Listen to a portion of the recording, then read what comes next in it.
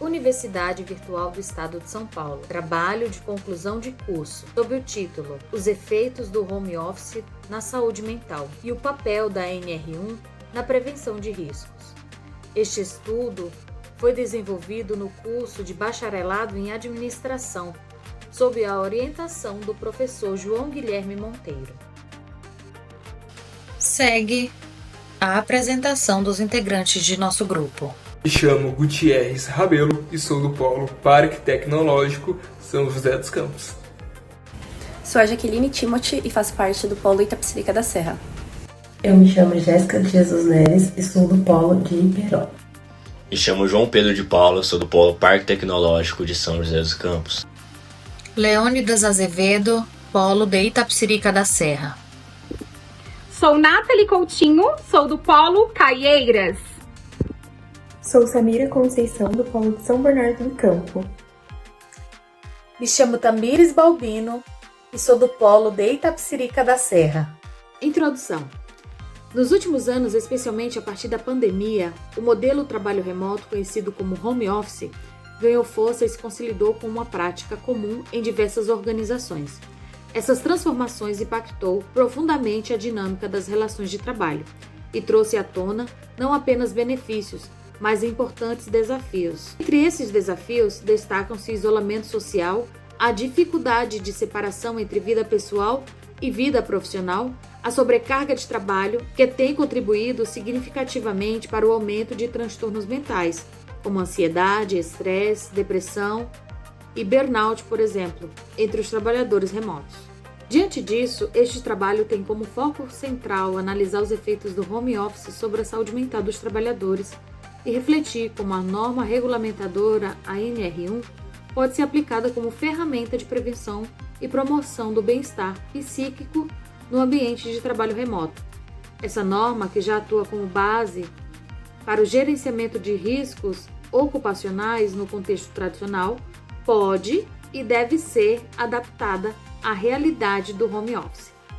Na justificativa, compreendemos que o trabalho remoto passou a fazer parte da realidade de muitas pessoas. Apesar de oferecer flexibilidade e outras vantagens, ela também trouxe impactos significativos à saúde mental, como o aumento dos riscos psicossociais. A NR1, que orienta a criação de ambientes de trabalho seguros, é um instrumento essencial nesse processo. No entanto, ela ainda precisa ser atualizada para atender às necessidades específicas do trabalho remoto. Por isso entendemos ser fundamental discutir a adaptação dessa norma, ampliando sua aplicação também para os ambientes remotos. O objetivo do nosso trabalho é analisar como o home office impacta na saúde mental dos trabalhadores e de que forma a norma regulamentadora NR1 pode ser aplicada para prevenir estes riscos. A nossa proposta é desenvolver recomendações para ambientes de trabalho resilientes e saudáveis, assim identificando os riscos psicossociais como isolamento, sobrecarga, entre outros, que contribuem para os transtornos, e também avaliando a eficácia da NR1 e IPGR, examinando as políticas de apoio psicológico. Sobre a metodologia do nosso trabalho. Foi adotada uma abordagem quantitativa, porém com uma análise qualitativa complementar, exatamente para obter dados melhores na coleta de dados. Dados esses e coleta essa que ocorreu por meio de um questionário bem elaborado, estruturado, com perguntas direcionadas, aplicadas para jovens que trabalham e estudam na modalidade home office.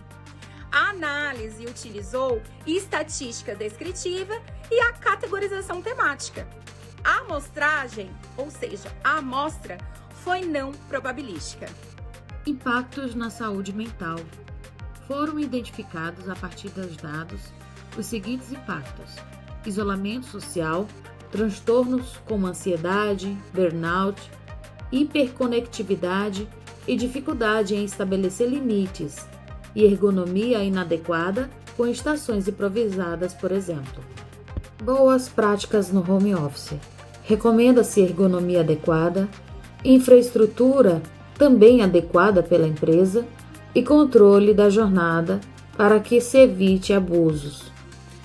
Sobre a visão geral da NR1 Segurança do Trabalho, as NR surgiram para proteger a saúde física e mental dos trabalhadores, A NR1 estabelece princípios para gerenciamento de riscos ocupacionais, como a GRO e a PGR, porém ainda não contempla os riscos psicossociais e emocionais, como o estresse, assédio e pressões.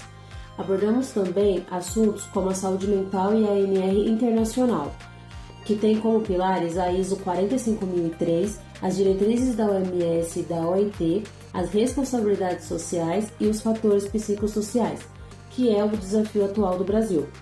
Incluir de forma efetiva os aspectos emocionais na segurança ocupacional. Mesmo assim, a NR1 segue sendo fundamental para a construção dos ambientes de trabalho mais seguros e saudáveis para os trabalhadores.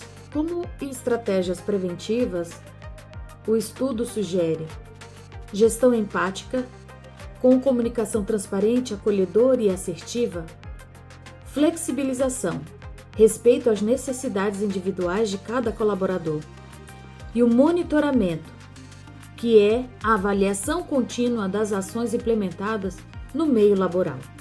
Dados da pesquisa. Os dados indicaram que 47% relataram impacto negativo na saúde mental, onde 71% das mulheres relataram altos níveis de estresse e apenas 38% consideraram seus equipamentos adequados e confortáveis. Perfil dos trabalhadores.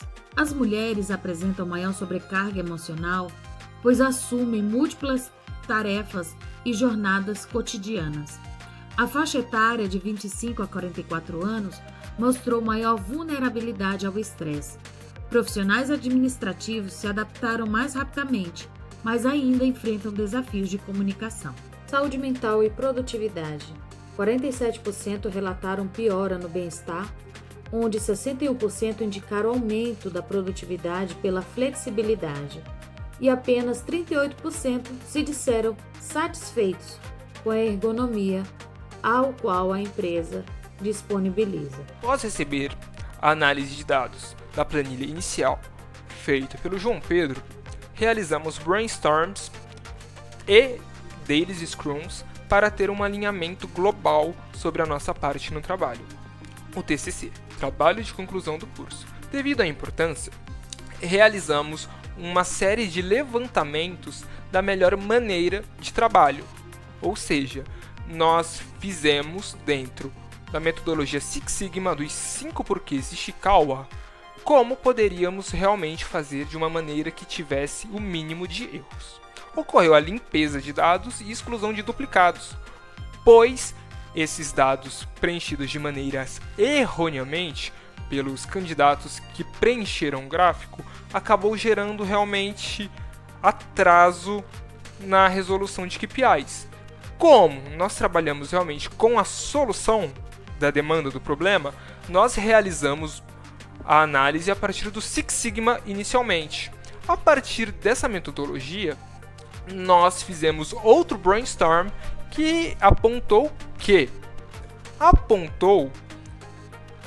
que deveríamos utilizar uma maneira que eu já utilizo há anos em empresas multinacionais no ramo de dados, ou seja, Python dentro de Jupyter Notebooks, Pandas, NumPy e Matplotlib, para que possamos trabalhar de maneira exata e com erro mínimo.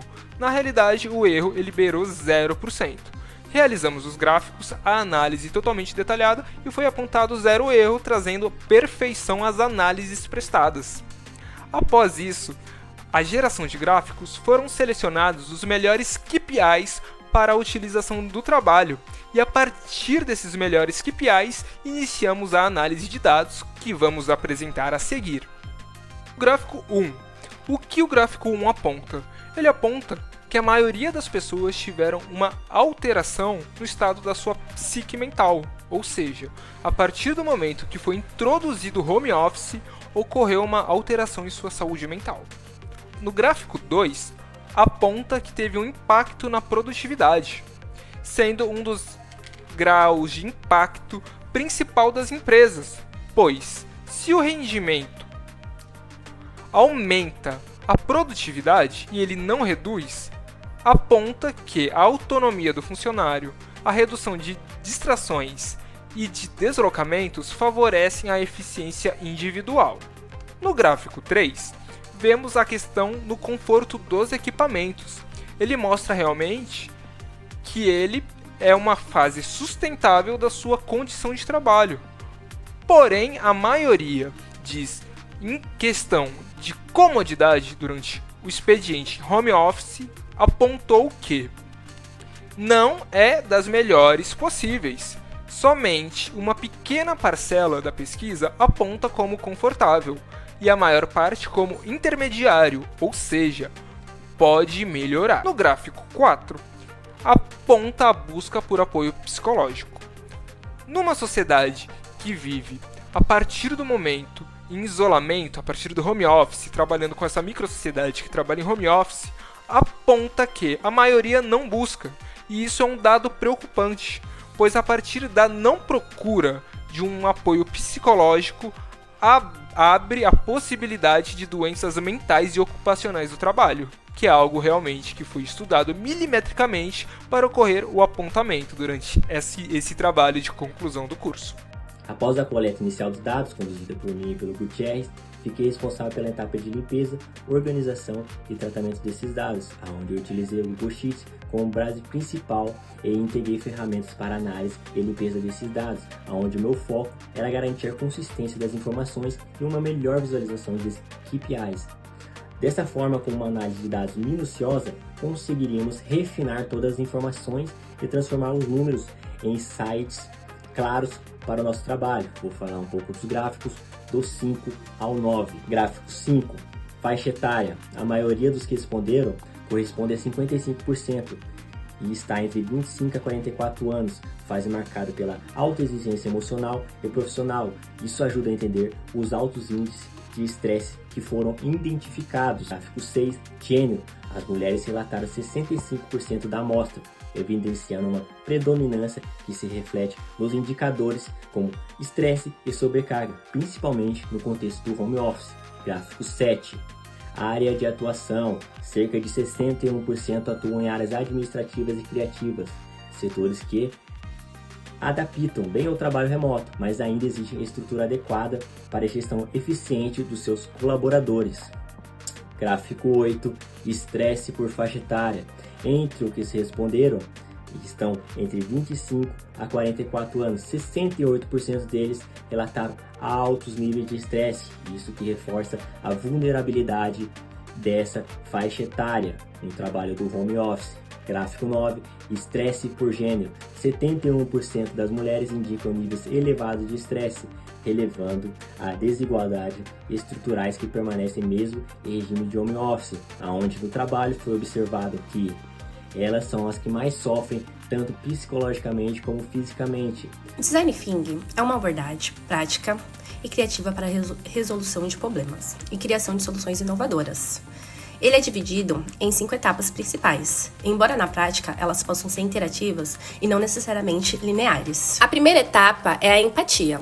O estudo começa com uma análise das mudanças na rotina dos trabalhadores em home office, destacando problemas como estresse, ansiedade, burnout, isolamento e sobrecarga. A segunda etapa é a definição do problema. O problema central identificado é como o home office pode afetar negativamente a saúde mental dos trabalhadores e como a NR1 pode atuar como ferramenta preventiva. A terceira etapa é a ideação.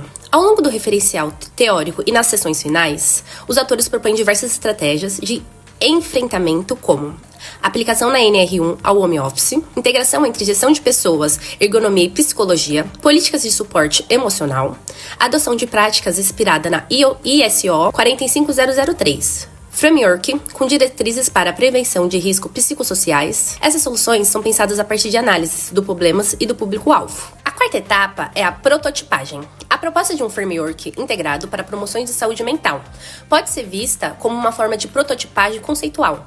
O trabalho sugere a elaboração de modelos organizacionais que reúnem normas legais, boas práticas e suporte emocional. A quinta etapa são os testes. Embora haja um teste de solução no sentido prático, o nosso artigo utiliza uma pesquisa com dados quantitativos e qualitativos, cruzando informações por faixa etária e gênero para validar hipóteses e ajustar a proposta com base na realidade dos trabalhadores. A análise desses dados funciona como um pré-teste da eficácia das medidas sugeridas. A forma do Design Thinking contribuiu significativamente para o desenvolvimento do nosso artigo. Mesmo sem ser aplicada de maneira explícita, a estrutura do trabalho seguiu naturalmente a lógica dessa abordagem, que favorece a compreensão profunda do problema, a geração de ideias e a construção de soluções com base nas necessidades reais. Conclusão e recomendação.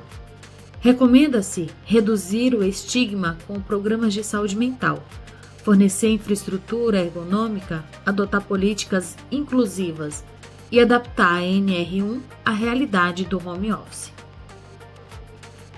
Os próximos passos envolvem criar ambientes saudáveis, promover a integração interdisciplinar e adotar um framework de prevenção contínua, além do mapeamento contínuo dos riscos. As referências utilizadas encontram-se no documento final do trabalho, conforme as normas ABNT. Agradecemos à Univesp pela oportunidade, ao nosso orientador João Guilherme pela orientação e apoio ao longo do desenvolvimento deste artigo e aos colegas de equipe. Agradecemos também aos nossos familiares que nos apoiaram ao longo deste trabalho. Muito obrigada.